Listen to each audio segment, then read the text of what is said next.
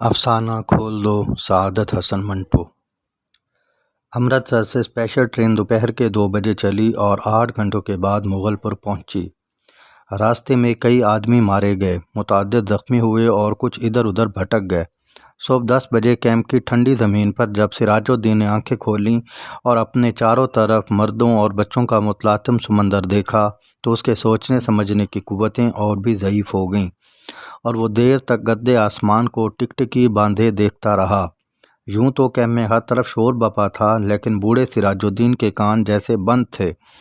اسے کچھ سنائی نہیں دے رہا تھا۔ کوئی اسے دیکھتا تو یہی خیال کرتا کہ وہ کسی گہری فکر میں ہے، مگر اس کے ہوش و حواس شل تھے۔ اس کا سارا وجود خلا میں معلق تھا۔ گدے آسمان کی طرف بغیر کسی ارادے کے دیکھتے دیکھتے سراج الدین کی نگاہیں سورج سے ٹکرائیں تو تیز روشنی اس کے وجود کے سارے ریشوں میں اتر گئی اور وہ جاگ اٹھا۔ اوپر تلے اس کے ذہن میں کئی تصویریں دوڑ گئیں: لوٹ، آگ، بھاگم بھاگ، اسٹیشن، گولیاں، رات اور سکینہ۔ سراج الدین ایک دم کھڑا ہو گیا اور پھر اس نے پاگلوں کی طرح اپنے چاروں طرف پھیلے ہوئے انسانوں کے سمندر کو کھنگالنا شروع کیا۔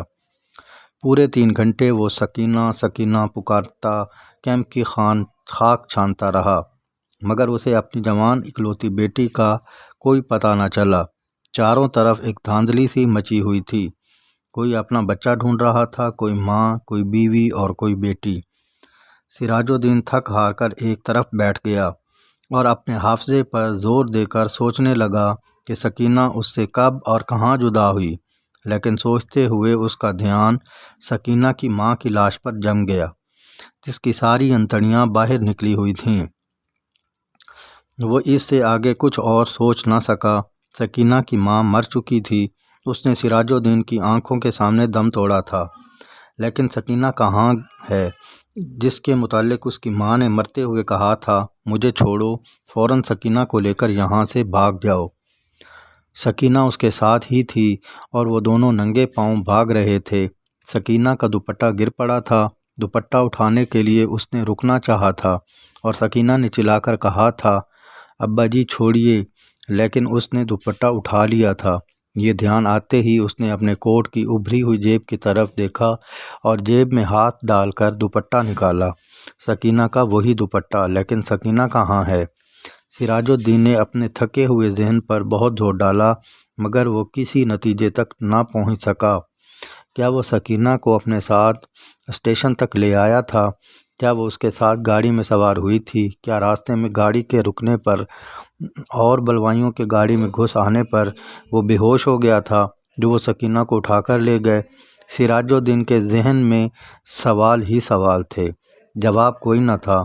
سراج الدین کو ہمدردی کی ضرورت تھی، لیکن چاروں طرف جتنے بھی انسان پھیلے ہوئے تھے، سب کو ہمدردی کی ضرورت تھی۔ اس نے رونا چاہا، مگر اس کی آنکھوں نے اس کی مدد نہ کی۔ آنسو نہ جانے کہاں غائب ہو گئے تھے۔ 6 روز کے بعد سراج الدین کے ہوش و حواس کسی طرح درست ہوئے تو وہ ان لوگوں سے ملا جو اس کی مدد کرنے کو تیار تھے۔ وہ 8 جوان تھے۔ ان کے پاس لاری تھی، بندوقیں تھیں۔ اس نے ان کو لاکھ لاکھ دعائیں دیں اور سکینہ کا حلیہ بتایا۔ گورا رنگ ہے اس کا اور بہت ہی خوبصورت ہے وہ۔ مجھ پر نہیں ہے، اپنی ماں پر ہے۔ عمر 17 برس کے قریب ہے۔ آنکھیں بڑی بڑی، سیاہ بال، داہنے گال پر موٹا سا تل۔ میری اکلوتی لڑکی ہے۔ ڈھونڈ لاؤ اسے، خدا تمہارا بھلا کرے گا۔ رضاکار نوجوان بڑے جذبے کے ساتھ بوڑھے سراج الدین کو یقین دلایا کہ اگر اس کی بیٹی زندہ ہے تو چند ہی دنوں میں وہ اس کے پاس ہوگی۔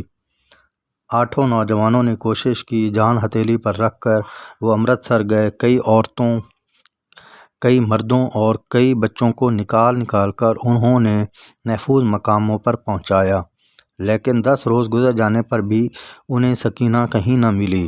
ایک روز وہ پھر اسی خدمت کے لیے لاری پر امرتسر جا رہے تھے کہ چھہرٹے کے پاس سڑک پر انہیں ایک لڑکی دکھائی دی۔ لاری کی آواز سن کر وہ بدکی اور اس نے بھاگنا شروع کر دیا۔ رضاکاروں نے لاری روکی اور سب کے سب اس کے پیچھے بھاگے۔ ایک کھیت میں انہوں نے لڑکی کو پکڑ لیا۔ لڑکی خوبصورت تھی، داہنے گال پر موٹا سا دل تھا۔ ایک نوجوان نے لڑکی سے کہا، گھبراؤ نہیں، کیا تمہارا نام سکینہ ہے؟ لڑکی کا رنگ اور زرد ہو گیا۔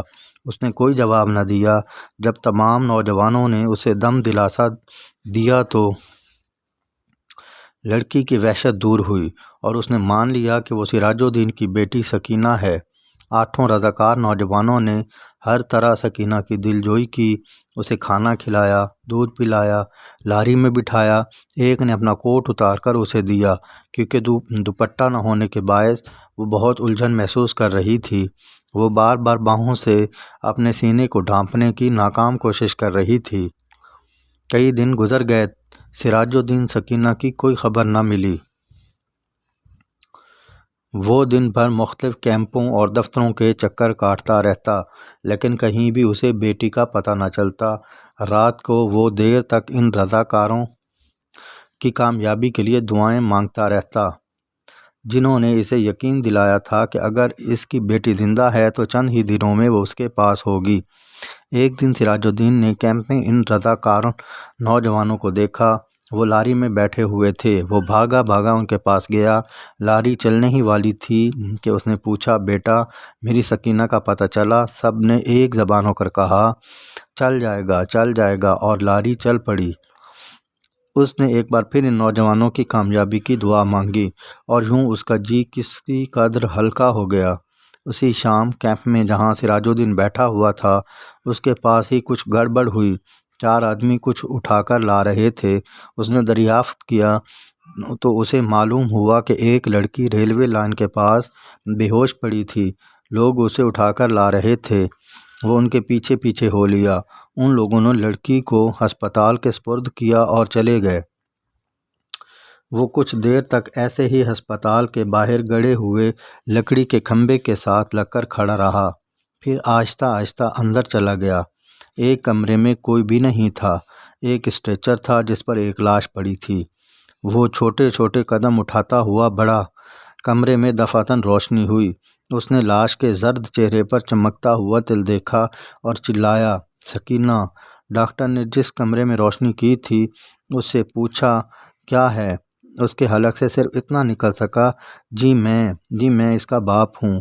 ڈاکٹر نے اسٹریچر پر پڑی ہوئی لاش کی طرف دیکھا، پھر لاش کی نبض ٹٹولی اور اس سے کہا، کھڑکی کھول دو۔ مردہ جسم میں جنبش ہوئی۔ بے جان ہاتھوں نے ازار بند کھولا اور شلوار نیچے سرکا دی۔ بوڑھا سراج الدین خوشی سے چلایا، زندہ ہے میری بیٹی، زندہ!